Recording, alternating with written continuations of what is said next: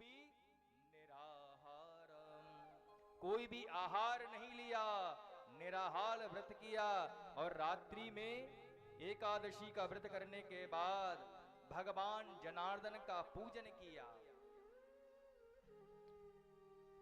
देखो, ब्रजवासी और वैष्णव जो होते हैं ना, वो तुलसी के उपासक होते हैं, भगवान विष्णु के उपासक होते हैं, और एकादशी का व्रत जो है वह निरंतर रखते हैं। जो वैष्णव होंगे, वैष्णवों की क्या पहचान है? जो एकादशी का व्रत रखे, भगवान विष्णु का मंत्र जाप करे, तुलसी में जिसकी निष्ठा हो, वही तो वैष्णव है। लेकिन तुलसी जो है वह तुलसी सप्तरात्राणि पंचरात्राणि बिल्वजम, तुलसी जो है ना वह रविवार में तोड़ी नहीं जाती, मंगलवार में तोड़ी नहीं जाती, और रवि मंगल शुक्र ये 3 दिन तुलसी नहीं तोड़ना चाहिए। पूज सकते हैं, जल दे सकते हैं, लेकिन तोड़ने का विधान नहीं है। कौन कौन से दिन? रवि मंगल शुक्र, संक्रांति अमावस्या पूर्णमासी एकादशी सायकालीन। याद रहेगी बात? ठीक है, याद नहीं भी रहे ना तो हमारे नाम से YouTube चैनल खोल लेना, उसमें सारी कथाएं निकल जाएंगी। उस बात को लिख लेना और फिर ध्यान से 3 दिन नहीं तोड़ना है। मंगल हो, रविवार हो और शुक्रवार हो, अष्टमी हो, पूर्णमासी हो, संक्रांति हो, अमावस्या हो, एकादशी हो और सायंकालीन का समय हो। और नाखूनों के माध्यम से जब भी तोड़े ऐसे अंगूठे, नाखून नहीं लगना चाहिए, और तोड़ने से पहले प्रणाम कर लेना चाहिए। हे तुलसी मैया, ठाकुर जी की सेवा में आपको ग्रहण कर रहे हैं, इस प्रकार पहले प्रणाम करो, फिर जाकर तुलसी को ग्रहण करना चाहिए। अब इतने दिनों में जब तोड़ नहीं सकते तो तुलसी सप्तरात्राणि, जैसे आज आपने तुलसी को तोड़ा है तो 7 दिन तक तुलसी जो है वह पवित्र रहती है, ठाकुर जी के चरणों में चढ़ाने योग्य रहती है। कितने दिन तक? तुलसी सप्तरात्राणि पंचरात्राणि बिल्वजम,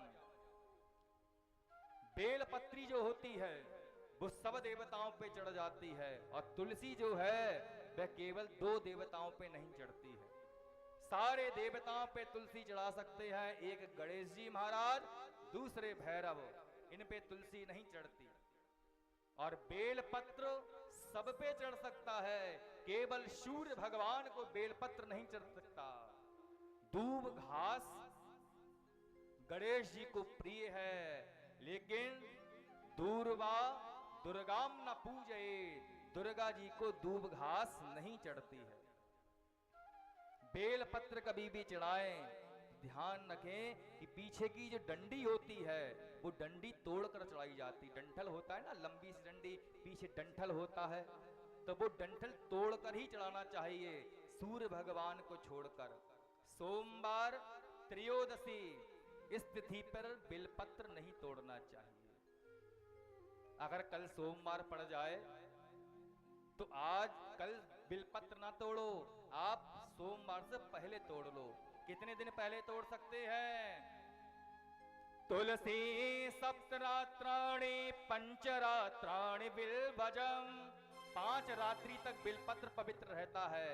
आज आपने बिलपत्र तोड़ा, तोड़ना कैसे? प्रणाम करके ही। जितने भी पूजित वृक्ष हैं उनको प्रणाम करके ही उनकी वस्तुओं को ग्रहण करना चाहिए। आज अगर आपने बेलपत्र पेड़ से तोड़ा है तो 7 दिन तक बेलपत्र पवित्र रहता है। और कमलम तु त्रिरात्राणि, दुनिया में एक ही पुष्प है जो 3 दिन तक पवित्र रहता है, और सारे जो पुष्प हैं आज तोड़ा तो आज तक ही सेवा में ग्रहण कर सकते हैं, कल नहीं चढ़ा सकते, बासी नहीं चढ़ता कभी फूल। लेकिन मालियों के ऊपर भगवान कृष्ण कन्हैया का आशीर्वाद रहता है। माली अगर 4 दिन का भी पुष्प दे देगा आपके लिए, वो भी पवित्र माना जाएगा। 4 दिन की छोड़ो, सूखा पुष्प भी दे दे तो वो भी पवित्र माना जाएगा, क्योंकि कन्हैया का आशीर्वाद है। लेकिन आप फूल चढ़ाएंगे तो पहली बात तो फूलों को कभी भी पहने हुए वस्त्रों में नहीं तोड़ना चाहिए। पेड़ों के पास जाते हैं तो झोली फैलाई, फूलों को तोड़ना प्रारंभ कर दिया। नहीं, कोई पात्र होना चाहिए। लोगों को देखा फूल तोड़ने गए, गमले में लगे हुए हैं, गुलाब तोड़ा, हाथ में रखा और लेकर चले आए। हाथ में भी तोड़ना मना किया गया है, पहने हुए वस्त्रों में भी तोड़ना मना किया गया है।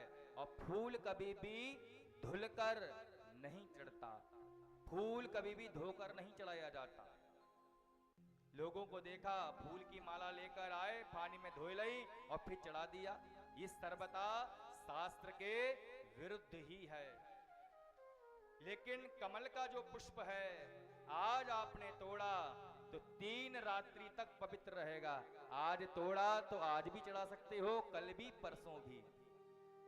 कमलम त्रिरात्राणि और सर्वदा जहन्नवी जलम। सर्वदा पवित्र रहता है कौन सा फूल? सर्वदा पवित्र रहता है जहन्नवी जलम, गंगा जी का जो जल है।